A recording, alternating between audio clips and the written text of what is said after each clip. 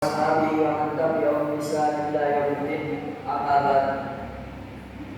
Jemaah sekalian yang semoga dirahmati Allah Subhanahu wa taala, yang pertama-tama marilah kita panjatkan puja dan puji syukur atas kehadiran Allah yang telah memberikan nikmat-Nya kepada kita sehingga kita masih dipertemukan oleh Allah Subhanahu wa taala di bulan yang penuh keberkahan, di bulan yang penuh ampunan Allah Subhanahu wa taala yang tersebut.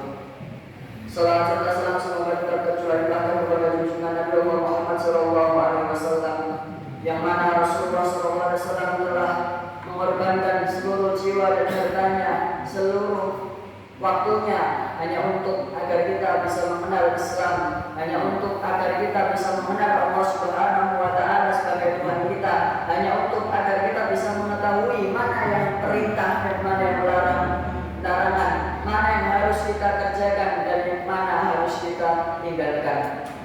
Jemaah sekalian yang semoga dirahmati Allah, ada sebuah kisah Rasulullah SAW memisahkan kepada para sahabatnya bahwasanya ada seorang laki-laki yang ingin bersedekah. Ia meminta kepada Allah Subhanahu wa taala, "Ya Allah, tolong tunjukkanlah kepadaku seseorang yang berhak menerima sedekahku." Lalu pada malam harinya dia keluar untuk menemui orang-orang yang mungkin berhak menerima sedekahnya. Setelah keluar dari rumahnya, dia menemukan seorang laki-laki dan memberikan sedekah itu kepadanya. Setelah itu besok paginya, orang-orang pada heboh, orang-orang pada ribut. Mereka semuanya mengatakan bahwasannya tadi malam ada seorang pencuri yang mendapatkan sedekah. Lalu seorang laki-laki yang bersedekah ini pun dia merasa gagal.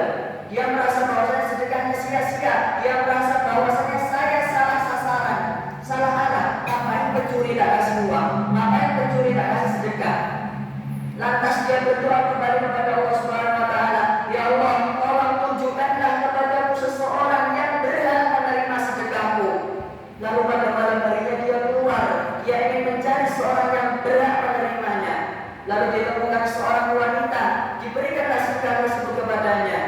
Besok paginya orang-orang pada heboh. Mereka semuanya mengatakan bahwasannya tadi malam ada seorang pezina yang mendapatkan sedekah, ada seorang pelacur yang mendapatkan sedekah.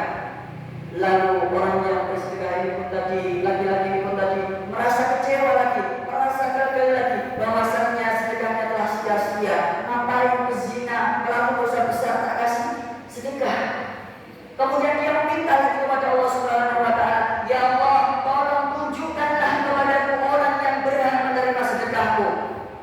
Lalu pada malam harinya dia pun keluar dan menemukan seorang laki-laki lagi dan diberikanlah sedekah itu kepadanya. Dan seorang laki-laki tadi pun menerima sedekahnya.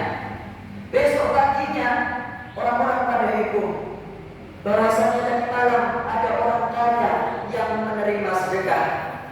Lagi-lagi dia merasa gagal lagi. 3 malam dia merasa gagal. Yang pertama dia bersedekah kepada pencuri, yang kedua dia bersedekah kepada pezina, yang ketiga dia bersedekah kepada orang kaya. Lalu di malam keempat dia bermimpi. Di dalam mimpinya Allah Subhanahu wa taala mengutus malaikat dan mengatakan kepadanya, "Wahai fulan, ketahuilah bahwasanya sedekahmu telah diterima oleh Allah Subhanahu wa taala. Sedekahmu di malam yang pertama yang engkau berikan kepada seorang pencuri diterima oleh Allah Subhanahu wa taala. Karena dengan sedekahmu orang itu tidak jadi pencuri, karena dengan sedekahmu kebutuhannya tercukupi dan tidak jadi untuk mengambil harta orang lain. Di malam yang kedua yang engkau berikan sedekahmu kepada seorang pezina, sedekahmu diterima oleh Allah Subhanahu wa taala. Karena kenapa? Karena dengan sedekahmu orang tadi tidak jadi untuk berzina, kebutuhannya tercukupi karena sedekahmu. Di malam yang ketiga pula Allah menerima sedekahmu yang kau berikan kepada orang kaya. Karena kenapa? Karena berkat sedekahmu orang yang kaya raya, yang awalnya kikir, yang awalnya pelit, yang awalnya tidak mau bersedekah, akhirnya dia pun mau bersedekah. Akhirnya dia menjadi seorang yang dermawan.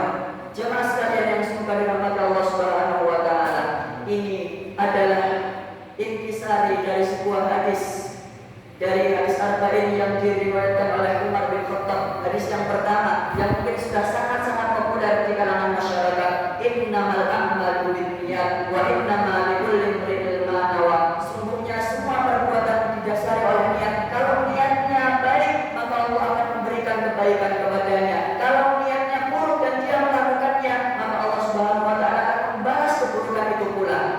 Akan tetapi jemaah sekalian, ada kasih sayang Allah Subhanahu wa taala yang mungkin tidak kita sadari. Ketika kita meniatkan sesuatu kebaikan, baru niat saja belum melakukan, maka Allah Subhanahu wa taala sudah menetapkan kebaikan pada kita, sudah memberikan pahala kepada kita walaupun kita belum melakukan. Belum melakukan. Misalnya, saya ingin bersedekah, ya Allah kalau nanti saya punya harta saya ingin bersedekah. Kita baru niat, maka Allah Subhanahu wa taala sudah menetapkan pahala untuk kita. Belum melakukan, apalagi ketika sudah melakukan, Allah Subhanahu wa taala melipat gandakan pahala tersebut. Akan tetapi ketika seseorang melakukan maksiat, dia berniat untuk melakukan maksiat, maka Allah Subhanahu wa taala tidak akan menuliskan sampai orang tersebut melakukannya. Ketika seorang melakukan maksiat sendirian di malam hari dan tidak ada seorang pun yang melihat, dan hanya Allah Subhanahu wa taala yang melihat dan hanya satu malaikat yang mencatat, maka Allah Subhanahu wa taala berbisik kepada malaikat tersebut, jangan catat terlebih dahulu, mungkin besok dia akan bertaubat. Ditunggu sampai besok, ya Allah ini sudah harinya, apakah boleh saya catat keburukan dia? Kata Allah Subhanahu wa taala, jangan dulu, tunggu, mungkin besok dia bertaubat. Tunggu 1 pekan, tunggu 1 bulan, sampai akhir hayatnya ditunggu oleh Allah Subhanahu wa taala. Taubat kita ditunggu. Ketika seseorang tersebut sudah tua renta, kemudian dia jatuh sakit, kemudian dia meminta ampun kepada Allah Subhanahu wa taala, ya Allah maafkan aku, ya Allah, Allahumma ghfirli, astaghfirullah, ya Allah maafkan segala kesalahan-kesalahanku. Maka Allah Subhanahu wa taala seakan-akan mendekat kita dengan kasih sayangnya. Allah Subhanahu wa taala memamerkan kita kepada penduduk langit. Itu kasih sayangnya Allah Subhanahu wa taala. Ketika kita berbuat maksiat sendiri, diam-diam dan tidak ada satupun manusia yang mengetahui, Allah Subhanahu wa taala menutup aib kita. Akan tetapi ketika kita bertaubat